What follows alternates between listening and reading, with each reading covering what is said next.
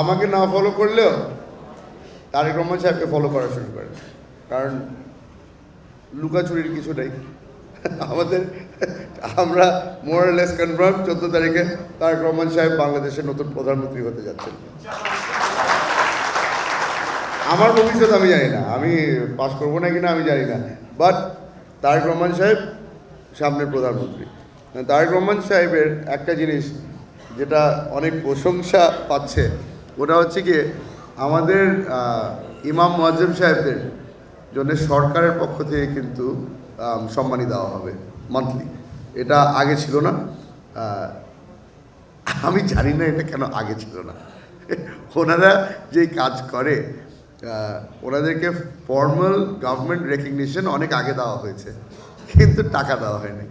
এই জিনিসটা আমি জানি না কেন দেওয়া হয়নি, এটা আমার মনে লজ্জাকর একটা বিষয়। কিন্তু সামনের সরকার এই উদ্যোগটা নিচ্ছে, আশা করি যে